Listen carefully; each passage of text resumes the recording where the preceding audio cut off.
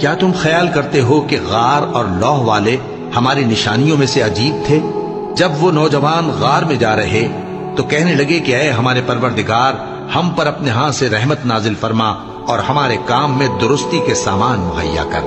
تو ہم نے غار میں کئی سال تک ان کے کانوں پر نیند کا پردہ ڈالے رکھا، یعنی ان کو سلائے رکھا۔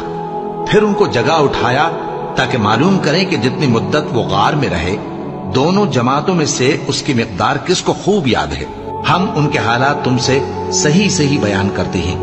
وہ کئی نوجوان تھے جو اپنے پروردگار پر ایمان لائے تھے، اور ہم نے ان کو اور زیادہ ہدایت دی تھی اور ان کے دلوں کو مربوط یعنی مضبوط کر دیا۔ جب وہ اٹھ کھڑے ہوئے تو کہنے لگے کہ ہمارا پروردگار آسمانوں اور زمین کا مالک ہے، ہم اس کے سوا کسی کو معبود سمجھ کر نہ پکاریں گے۔ اگر ایسا کیا تو اس وقت ہم نے بے عقلی کی بات کی۔ ان ہماری قوم کے لوگوں نے اس کے سوا اور معبود بنا رکھے ہیں، بھلا یہ ان کے معبود ہونے پر کوئی کھلی دلیل کیوں نہیں لاتے؟ تو اس سے زیادہ کون ظالم ہے جو اللہ پر جھوٹ باندھے؟ اور جب تم نے ان مشرکوں سے اور جن کی یہ اللہ کے سوا عبادت کرتے ہیں ان سے کنارہ کر لیا ہے تو غار میں چل رہو، تمہارا پروردگار تمہارے لیے اپنی رحمت وسیع کر دے گا اور تمہارے کاموں میں آسانی کے سامان مہیا کرے گا۔ اور جب سورج نکلے تو تم دیکھو کہ دھوپ ان کے غار سے داہنی طرف سمٹ جائے، اور جب غروب ہو تو ان سے بائیں طرف کترا جائے، اور وہ اس غار کے کشادہ حصے میں تھے۔ یہ اللہ کی نشانیوں میں سے ہیں، جس کو اللہ ہدایت دے وہ ہدایت یاب ہے، اور جس کو گمراہ رہنے دے تو تم اس کے لیے کوئی دوست راہ بتانے والا نہ پاؤ گے۔ اور تم ان کے متعلق خیال کرو کہ وہ جاگ رہے ہیں حالانکہ وہ سوتے ہیں، اور ہم ان کو دائیں اور بائیں کروٹ بدلاتے تھے، اور ان کا کتا چوکھٹ پر دونوں ہاتھ پھیلائے ہوئے تھا۔ اگر تم ان کو جھانک کر دیکھتے تو پیٹ پھیر کر بھاگ جاتے اور ان سے دہشت میں آ جاتے۔ اور اسی طرح ہم نے ان کو اٹھایا تاکہ آپس میں ایک دوسرے سے دریافت کریں۔ ایک کہنے والے نے کہا کہ تم یہاں کتنی مدت رہے؟ انہوں نے کہا کہ 1 دن یا اس سے بھی کم۔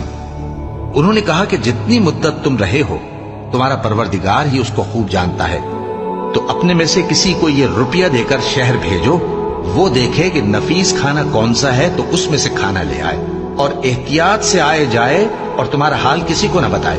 اگر وہ تم پر دسترس پا لیں گے تو تمہیں سنسار کر دیں گے یا پھر اپنے مذہب میں داخل کر لیں گے، اور اس وقت تم کبھی فلاح نہیں پاؤ گے۔ اور اسی طرح ہم نے لوگوں کو ان کے حال سے خبردار کر دیا تاکہ وہ جانیں کہ اللہ کا وعدہ سچا ہے، اور یہ کہ قیامت جس کا وعدہ کیا جاتا ہے اس میں کچھ شک نہیں۔ اس وقت لوگ ان کے بارے میں باہم جھگڑنے لگے اور کہنے لگے کہ ان کے غار پر عمارت بنا دو۔ ان کا پروردگار ان کے حال سے خوب واقف ہے۔ جو لوگ ان کے معاملے میں غلبہ رکھتے تھے وہ کہنے لگے کہ ہم ان کے غار پر مسجد بنائیں گے۔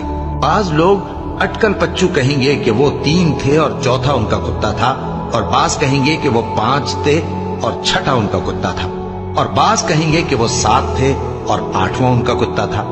کہہ دو کہ میرا پروردگار ہی ان کے شمار سے خوب واقف ہے، ان کو جانتے بھی ہیں تو تھوڑے ہی لوگ جانتے ہیں۔ تو تم ان کے معاملے میں بحث نہ کرنا مگر سرسری سی بحث، اور نہ ان کے بارے میں ان میں سے کسی سے کچھ دریافت ہی کرنا، اور کسی کام کی نسبت نہ کہنا کہ میں اسے کل کر دوں گا، مگر انشاءاللہ کہہ کر یعنی اگر اللہ چاہے تو کر دوں گا۔